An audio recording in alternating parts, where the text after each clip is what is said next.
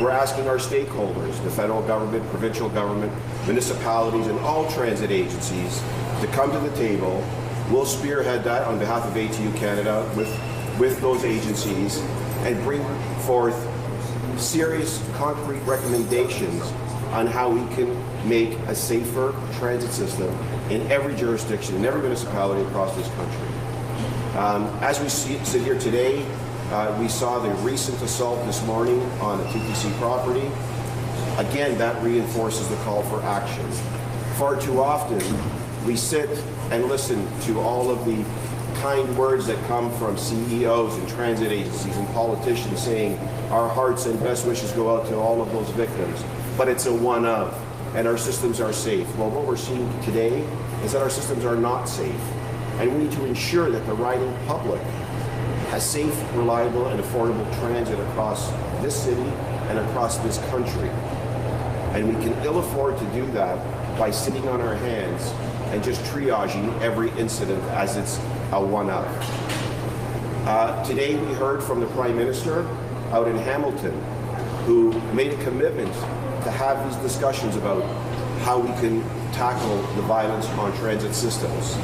I hope and anticipate that they're not just talk, but that our office gets that call to sit at the table with all of the stakeholders and put some real ideas together with real concrete plans to tackle this ongoing violence within our transit system. So obviously this isn't just an issue here, but nationwide. Can you give us some examples for us? Sure. On an annual basis, we're seeing upwards of 2,000 to 3,000 operator assaults and transit worker assaults across this country, and those are only the ones that are being reported. There are many, many that are being unreported. Whether an operator or a transit professional gets spat on or gets pushed or punched, but gets back into the seat and starts doing their job again. So it is a huge problem.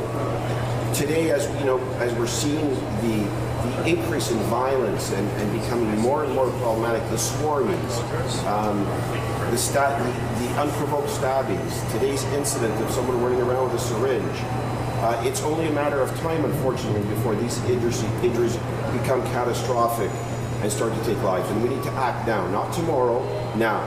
We're prepared. Again, I'm prepared to meet with all levels of government, ASAP, and start these discussions on how we can start to mitigate some of these problems. I want to be clear, though, we're never going to eliminate them totally 100%, but we have an opportunity to mitigate and minimize the risk to our riders and to our members across this country. We also heard John Di Nino, where he's proposing a mental health summit. Mental health is a huge component in this, and I think we have to work collaboratively to talk about the mental health issues and how we can tackle some of those issues for society in general. But more importantly, we need to collaborate and coordinate our efforts on how we're going to bring those strategies together to make safe, reliable transit for all Canadians across this country. Maybe just last for me, what is one concrete thing that would make a difference for students? For example, like we have talks of mental health summits and politicians coming up with ideas for Occupy. What is something that is like concrete that you would think would make a big difference?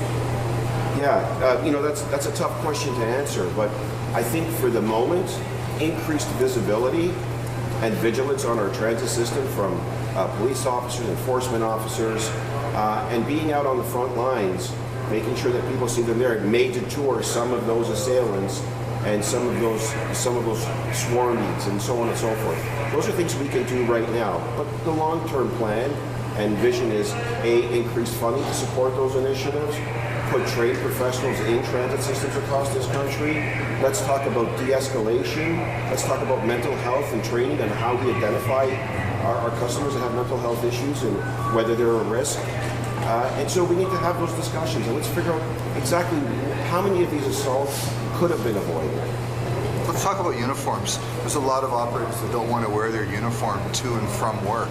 What's the union position on that and what's on the table for that? Yeah, so, for an operator going out into the field, they're going to have to be in uniform in order to get onto their buses. So they don't have, typically don't have an area where they can go get changed before they get onto a bus. So I would encourage them, if they could, to cover up until they get onto their vehicles, not be as identifiable, but there really is no way to curb them being in a uniform. I mean, some of these assaults have happened in subway stations and on buses. You know, you're at an end terminal going for a rest break and you're in uniform. You can't take off your uniform to go for a coffee break or for a restaurant break. Are you looking at any sort of protection for any of the workers at all in terms of uniforms or? Well, look, you know, I don't know what that protection means, right? I mean, people have talked about different kinds of vests and shields to be able to protect them. People have talked about things like driver compartment protections and so on and so forth.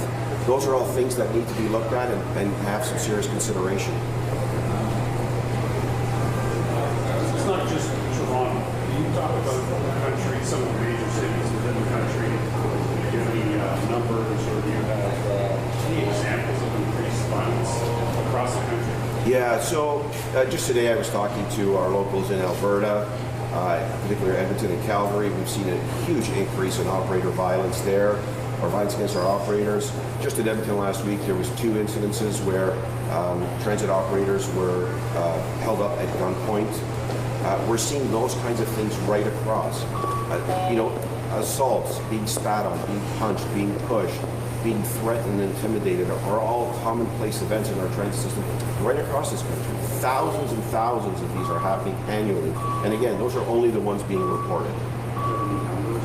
I don't have any concrete numbers to be able to say that it's, you know, 5,000. The last number we heard, there was at least 3,000 annually of only those that are being reported. Coast to coast. What are your members telling you? Well, look, you know, the Occupational Health and Safety Act says that employers have to take every reasonable precaution. And so what does that mean? That means our operators and our frontline staff want to feel safe. They want to be protected. I think there's a comfort zone in having increased visibility in stations, being able to have someone at an end terminal or at an exchange point that can help them while they're sitting there waiting for their next shift or their next vehicle. So increased vigilance, I think, is really, really important. All of the trainings that we talked about, mental health, de-escalation, I think are all tools that can be utilized in terms of trying to mitigate some of these exposures. How does it sound? Why are people targeting bus drivers? Well, look, they're not just targeting bus drivers, as we've seen in the last couple of days. They're actually going after passengers and our most valuable asset, our riders. And why it's happening, I don't know, but one can only look at things like mental health, and one has to assume that those are some of the components. You know, the economy has changed significantly. People are struggling.